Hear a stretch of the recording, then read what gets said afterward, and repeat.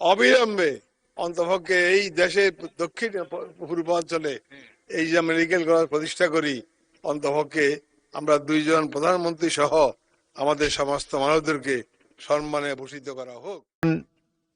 মাননীয় সদস্য জয়নাল আবদিন ফেনী 2 কে তার সিদ্ধান্ত প্রস্তাবের পক্ষে বক্তব্য রাখার জন্য আহ্বান জানাচ্ছি।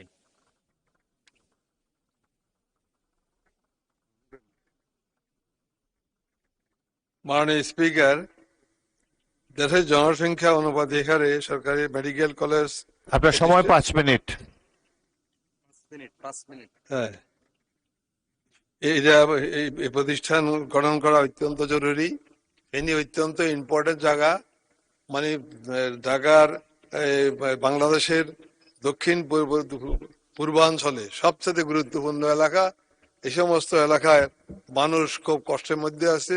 তার আশপাশের জেলাগুলিতে এই ধরনের কোনো প্রতিষ্ঠান নাই।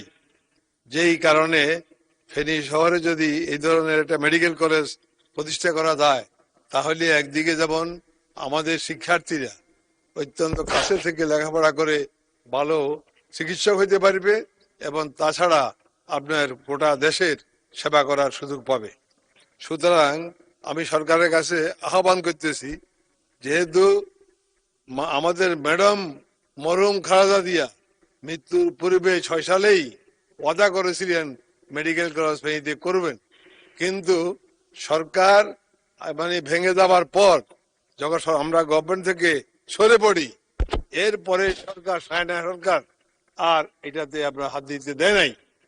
এর পরবর্তীতে আমরা বর্তমানে ক্ষমতা আসার পরে এই মুহূর্তে মানুষের দাবি, একমাত্র দাবি, এবং এই দাবির পরিপ্রেক্ষিতে আমাদের বর্তমান প্রধানমন্ত্রী মাননীয় তারেক রহমান সাহেব যে নির্বাচনী প্রচারণায় গিয়েছেন ফেনী কলেজের সামনে মাঠে, সেখানে তিনি বলেছেন যে আমাদের সাবেক প্রধানমন্ত্রী ওনার মা যে সমস্ত ওয়াদা করেছেন এগুলা উনি সম্মানের সহিত চেষ্টা করবেন প্রতিষ্ঠা করার জন্য। কাজে আমি আমার আর বক্তব্য দীর্ঘায়িত করবো না। একদিকে ফেনীর মানুষ, আমাদের গোটা দল, ম্যাডাম খালেদা জিয়া এবং আমাদের বর্তমান প্রধানমন্ত্রী সবাই যেহেতু ঐক্যমত, আমি আমার বক্তব্যতা না বাড়িয়ে অবিলম্বে অন্তপক্ষে এই দেশের দক্ষিণ পূর্বাঞ্চলে এই যে মেডিকেল কলেজ প্রতিষ্ঠা করি, অন্তপক্ষে আমরা দুইজন প্রধানমন্ত্রী সহ আমাদের সমস্ত মানুষদেরকে সম্মানে ভূষিত করা হোক।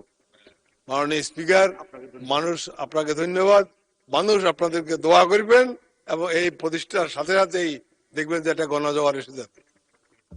এই জন্য আমি আমার বক্তব্য এখানেই শেষ করছি আপনার অনুরোধে। আমি আমার বক্তব্য বাড়াবো না। আশা করি এইটা প্রতিষ্ঠা আমরা দেখতে পাবো। এটার মানে নিশ্চিত প্রতিষ্ঠার ব্যবস্থা করবেন সহসাই, এটাই হলো আমাদের প্রত্যাশা, ফেনীর মানুষের জনগণের প্রত্যাশা। খুদা হাফেজ।